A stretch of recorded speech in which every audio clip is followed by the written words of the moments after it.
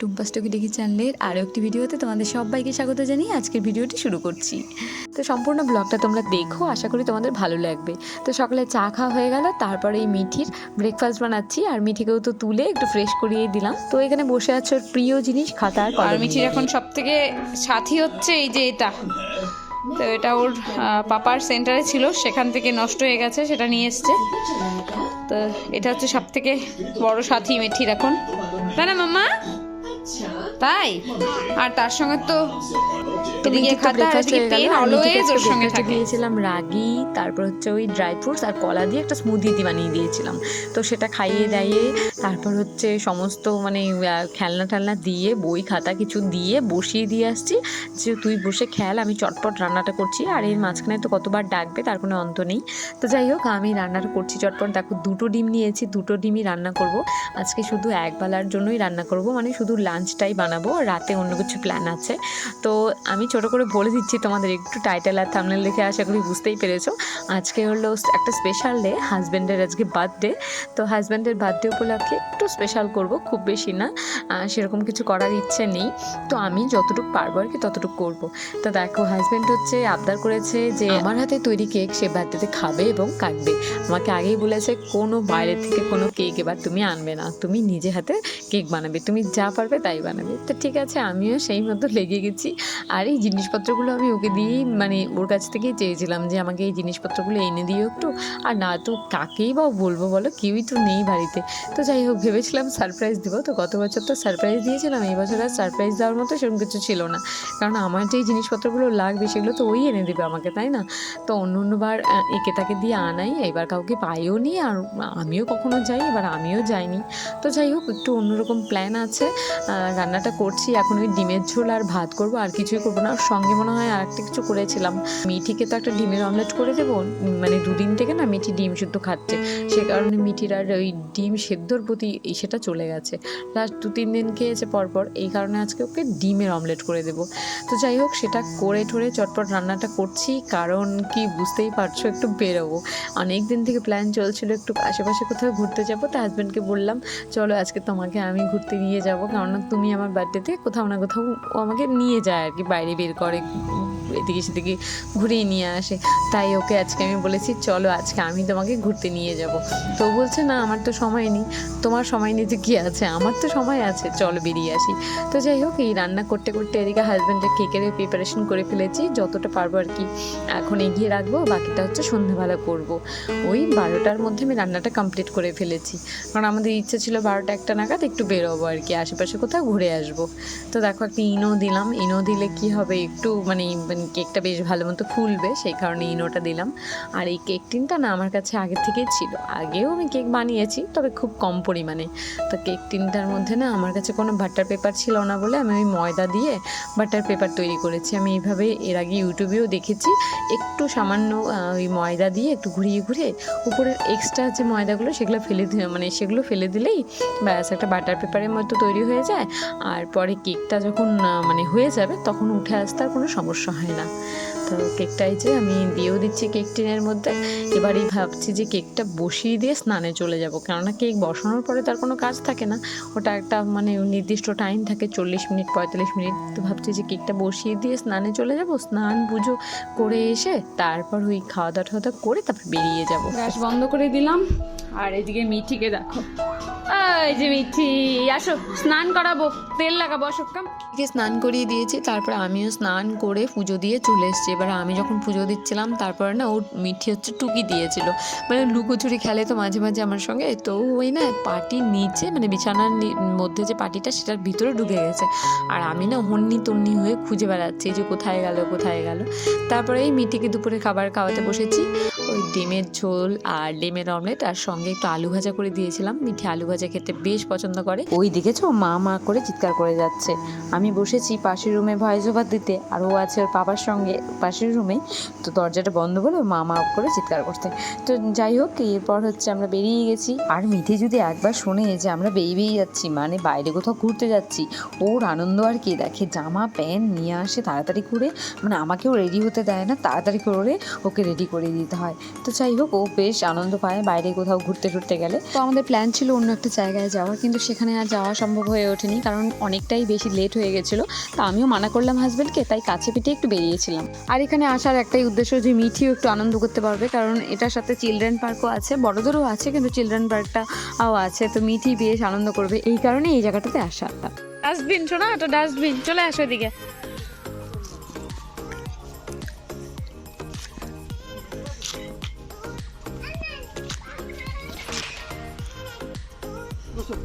না না না না না, এ বাবা, এত নোংরার মধ্যে বসাবে না, ওই জোটাতে বসাবে। যাও যাও, ওটাতে বসাও। এই দেখো, এটা হচ্ছে একটা বাচ্চা ফ্রগে চড়েছে, আর এই দেখো 33 বছরের এটার একটা বাচ্চা 33 বছরের ডাকে বসে আছে, আবার দোলাচ্ছে ডাকটাকে। আর আমাদের এরকম হাসি মজাক ফানি তো চলতেই থাকে। তো মিঠি ওদিকে খেলছে, আমরা একটু এদিকে বসেছিলাম। তাহলে আমি তোমাকে ঘুরতে নিয়ে আসছি, বলো তোমার কেমন লাগছে? Yes, I feel wonderful, so beautiful, so elegant, just looking like a wow. তো দেখলেই তো হাজব্যান্ডকে কি বলতে বললাম আর কি বলে দিল। তো যাই হোক, হাজব্যান্ডকে আমি বলেই দিয়েছি আমি এই ভিডিও ক্লিপসটা দিব, আর তোমাকে আমি লজ্জায় ফেলবো। ও বলেছে না, একদম দিও না। তা আমি ওকে শাস্তি দেওয়ার জন্যই একরকম দিয়ে দিচ্ছি এটা, যে এরপরে যখনই আমি ক্যামেরা ধরি ও উল্টোপাল্টা বলে যায় শুধু। তো যাই হোক, সেখানে বেশ দোলনা টোলনাও ছিল বড়দের, বেশ মজাই লাগছিল। আমিও মিঠির সঙ্গে সঙ্গে বাচ্চাই হয়ে গেছিলাম, আর মিঠিরও ভীষণ মজাই পেয়েছে। দেখতেই পাচ্ছ, ওর মুখ টুক দেখলেই বুঝতে পারবে যে কী পরিমাণ খুশিতেও আছে। তো যাই হোক, ওর সঙ্গে সঙ্গে আমরাও একটু বেশ আনন্দই করছিলাম। আর জায়গাটা না বেশ ফাঁকা ফাঁকাই ছিল, খুব একটা লোক ছিল না, অল্প পরিমাণেই ছিল। তাই মিঠিকে ছেড়ে দিতেও কোনো অসুবিধা হচ্ছিল না, ও ওর মতো খেলছিল, আমরাও একটু পাশে বসে গল্প করছিলাম, আমাদের মতো টাইম স্পেন্ড করছিলাম। আর এরিয়াটা না অনেকটা বড়, বেশ ভালো ছিল জায়গাটা। এবারে আমরা কয়েকটা ছবি টবি তুলে নিলাম। এত সুন্দর জায়গা, একটু ছবি টবি না তুললে হয় বলো তো? তো একটু ছবি টবি তোলার পরে এবার আমরা বেরোবো, কেননা হাজব্যান্ডেরও কাজ আছে, সময় নেই আর, তাই জন্য বেরিয়ে যেতে হবে। খুব বেশিক্ষণ ছিলাম না আমরা সেখানে, 1 ঘন্টার মতনই ছিলাম, 1 থেকে 1.5 ঘন্টার মতো ছিলাম। এবার আসার সময় না হাজব্যান্ড আমাকে দেখালো যে দেখো এগুলো না গোলমরিচের গাছ আর কি। তো আমি কখনো দেখি নেই, ফার্স্ট টাইম দেখলাম গোলমরিচের গাছ। তো দেখো এখানে না হয়েওছে গোলমরিচ, ছোট ছোট দানা, আর এখনও পুরোপুরি পুরো ইস্যু হয়নি, শুকোয়নি। দেখো তোমাদের দেখাচ্ছি, ওই যে ছোট ছোট ফলগুলো, ওগুলোই হচ্ছে গোলমরিচ।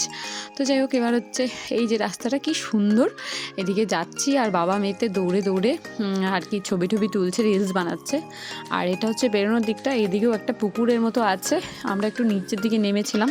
আর এদিকটাও না সুন্দর বসার জায়গা আছে, এখানটায় যদি বিকেলবেলা বসে একটু গল্প করা যায় বা একটু বসে টাইম স্পেন্ড করা যায় বন্ধুবান্ধবদের সঙ্গে, বেশ ভালো লাগবে কিন্তু বলো।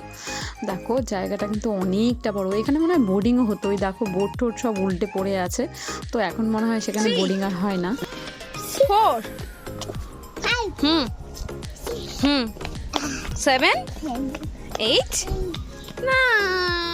এই দেখো মেয়ে আমার আবার ওই প্লেগ্রাউন্ডে চলে গেছে, সেখানে গিয়ে খেলবে, আবার ডাকে বসবে, স্লাইড করবে, এইসবই আর কি। যাই হোক, ওকে শেষে মানে টেনে হিচড়ে নিয়ে আসতে হয়েছে, অনেকটাই সময় ছিলাম না। আর ওরও না ঘুম পেয়ে গেছিলো, দুপুরের ঘুমটা যেহেতু স্কিপ হয়ে গেছে, যদিও মিঠি বাড়িতে এসে ঘুমিয়ে গেছে, খুব বেশি দেরি করেনি। আর আমরা খুব বেশি সময় ছিলাম না, বললামই তো, ওই 2টো নাগাদ বেরিয়েছি, 4টা নাগাদ বাড়িতে চলে এসেছি। এই যে এটা হচ্ছে টিকিট কাউন্টার, এখানেই টিকিট কেটে তারপরে এন্ট্রি নিতে হয়। তো রেখে দিলাম এখানে। কেকটা তোমাদের দেখাই, এই দেখো কেকটার অবস্থা, এরকম এমন করেই নামিয়ে রেখেছিলাম।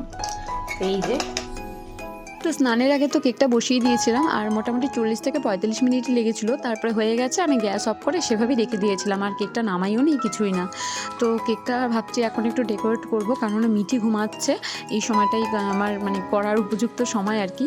তো এখন যদি কেকটাকে ডেকোরেট করে ফ্রিজে রেখে দেই, তাহলে ঠিকঠাক সময় আর কি বের করতে পারবো। কেননা হাজব্যান্ড তো আর এখন হাজব্যান্ডকে পাবো না, ওই হাজব্যান্ড আস্তে আস্তে মোটামুটি 9টা বেজে যাবে। তবুও আমি বলেছি আজকে একটু তাড়াতাড়ি এসো বাড়িতে, যেহেতু কেক কাটিংয়ের প্রোগ্রাম থাকবে। আর মিঠি যেহেতু ঘুমিয়ে গেলে সমস্যা হয়ে যাবে, মিঠি বেশি এক্সাইটেড, ওর পাপার বার্থডে, সারাদিন বলে যাচ্ছি পাপার হ্যাপি বার্থডে হ্যাপি বার্থডে, তো খুব এক্সাইটেড। আর কেকটা যখন বানাচ্ছিলাম ও দেখেছে একটু, তো যাই হোক ও খুব এক্সাইটেড ছিল। তো যাই হোক, এই দেখো কেকটাকে চারিপাশ দিয়ে কেটে নিলাম, কেটে এবার ওই কিসের মধ্যে রাখবো ভাবলাম, এই প্লেটটার মধ্যেই রাখি, এটার মধ্যেই ডেকোরেট করে নেব। তো আমি কিছু চকলেট এনেছিলাম, ওই চকলেট দিয়েই কেকটাকে ডেকোরেট করব। তো দেখো আমি তো কিন্তু কোনো বাটার পেপার ইউজ করিনি, আমি তো তোমাদের দেখিয়ে দিলাম ওই ময়দা গুঁড়ো দিয়ে ওটাই বাটার পেপার হিসাবে ইউজ করেছিলাম। তো কেকটা কিন্তু সেভাবেই লাগেনি, হালকা একটু লেগেছে, ওটা তো স্বাভাবিক লাগবেই না। তো দেখো কেকটাকে এখন ডেকোরেট করে নিচ্ছি ওই হালকা করেই আর কি, কনডেন্স মিল্ক, তারপরে ওই বিস্কিটের গুঁড়ো, চকলেটের গুঁড়ো, মানে তারপরে জেমস, এইসব দিয়ে আমি করেছি আর কি। তো যাই হোক, কেমন হয়েছে কেকটা, ফার্স্ট টাইম এরকম ডেকোরেট করলাম, অবশ্যই কমেন্ট বক্সে কমেন্ট করে জানিও। আমি আগে কখনো এইভাবে কেক ডেকোরেট করিনি, এমনি নর্মাল কেক করেছি বাড়িতে, কিন্তু এইভাবে করিনি। আর দেখো কেকটাকে আমি পুরোপুরি কমপ্লিট করতেও পারিনি, মেয়ে আমার ঘুম থেকে উঠে গেছে, একটু সময় লাগে না, এগুলো তো একটু সময় সাপেক্ষে নিয়ে কাজ করতে হবে, তাই না? তো যাই হোক, ও ঘুমিয়েছে, মোটামুটি ঘন্টাখানি ঘুমিয়েছে, তো তার মধ্যে আমি শেষ করতে পারিনি। আর ও উঠে গেছে, ওঠার পরে এই চকলেটগুলো দেখেছে, এবার এই চকলেট দেখে টানাটানি করছে, স্বাভাবিক, বাচ্চা মানুষ তো চকলেটের প্রতি ইন্টারেস্ট থাকবেই। তো ওকে আমি একটা কিছুটা চকলেট ওর হাতে ধরিয়ে দিলাম, দিয়ে আমি ওকে পাঠিয়ে দিয়েছি, যদিও আমার কাজটা শেষের দিকেই ছিল। তো এই দেখো, এটা হচ্ছে ফাইনাল লুক। এবারে এভাবেই আমি ফ্রিজে ঢুকিয়ে দেবো। তো মোটামুটি একটা ঠিকঠাক পজিশনে আসবে, তারপরে তো কেকটা বের করে কাটবো। আর রাতে না ভাবছি যে পোলাও করব আর চিকেন করব, আর কিছুই না, সেরকম করার প্ল্যান নেই। তো হাজব্যান্ড অনেক দিন থেকেই পোলাও খেতে চাচ্ছিল, তো এই জন্য পোলাওয়ের সব কিছু ভিজিয়ে রেখেছি, দুজনের কোয়ান্টিটিতে আমি চাল নিয়েছি, চাল নিয়ে ভিজিয়ে রেখেছি আর কি, প্রিপারেশন করে রেখেছি।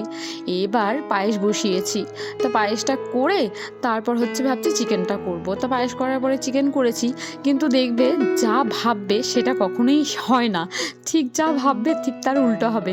যদিও ভেবেছি হাজব্যান্ডের বার্থডে নিয়ে পরিকল্পনাটা করেছিলাম একরকম, আর হয়েছে আর এক রকম। বলি তোমাদের কাণ্ডটা কি ঘটেছে। এই পায়েসটা করার পরে আমি চিকেন করেছি, তারপর 9টা 9:30 বেজে গেছে, আমি তারপর মিঠিকে খাইয়ে দিয়েছি, যেহেতু হাজব্যান্ড আসবে, তারপরে কেক কাটিংয়ের একটা প্রোগ্রাম থাকবে, সেই কারণে আমি কি করেছি, রাতের খাবারটা মিঠিকে তো আমি মোটামুটি 9টার মধ্যেই খাইয়ে দিই। তা আমি ভাবলাম ওকে খাইয়ে দিই, তারপরে কেক কাটিং করে আমরা খেয়ে দিয়ে শুয়ে পড়বো। এবার মিঠিকে খাওয়ানোর পর লোডশেডিং হয়ে গেল। এবার হাজব্যান্ডকে ফোন করেই যাচ্ছি, হাজব্যান্ড বলছে হ্যাঁ আসছি। আর সেই দিনই না হাজব্যান্ডের দুনিয়ার রাজ্যে সব রকম কাজ চলে এসছে। তো যাই হোক, কাজকর্ম করে হাজব্যান্ডের বাড়ি আসতে আসতে মোটামুটি 10টা 10 বেজে গেছে, 10টা 10:05 বেজে গেছে। এবার হাজব্যান্ড ফোন করে বলছে আমি একা না, আমার সঙ্গে আরও 2জন আসছে। তা আমি তো বুঝতে পারিনি যে কে আসছে। আসার পরে দেখছি হাজব্যান্ডের 2টো বন্ধু আসছে, আর আমার মাথায় হাত, কি করব এখন, আমি পোলাওয়ের কোয়ান্টিটি একদম অল্প করেছি, তো এইভাবে তো কি করব। তারপরে আর পোলাও বানাইনি, আমি একদম ওই নর্মাল বাসমতি রাইস করেছিলাম আর চিকেন করেছিলাম, তার সঙ্গে স্যালাড ছিল, ওগুলো দিয়ে আর কি বার্থডেটা সেরেছি। হঠাৎ করে প্রোগ্রাম হলে যা হয় আর কি, পোলাও আর পরে বানাইনি, কেননা পোলাও বানাতে গেলে তো কমসে কম 1-1.5 ঘন্টা আমাকে আগে প্রিপারেশন করতে হবে না। তো ওরা 10টা 10 নাগাদ বাড়িতে ঢুকেছে, তারপরে আমি সেটা কখন কি করব বুঝতে পারছিলাম না, তাই নর্মাল রাইস করেছিলাম।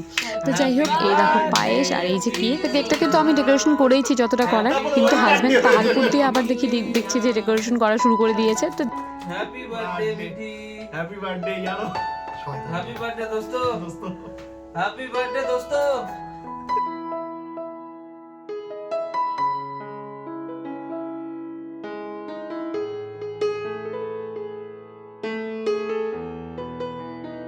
যাই হোক, কেকটা খেয়ে হাজব্যান্ডও বেশ প্রশংসা করেছে, আর হাজব্যান্ডের বন্ধুরাও বলেছিল বেশ ভালো হয়েছে কেকটা খেতে।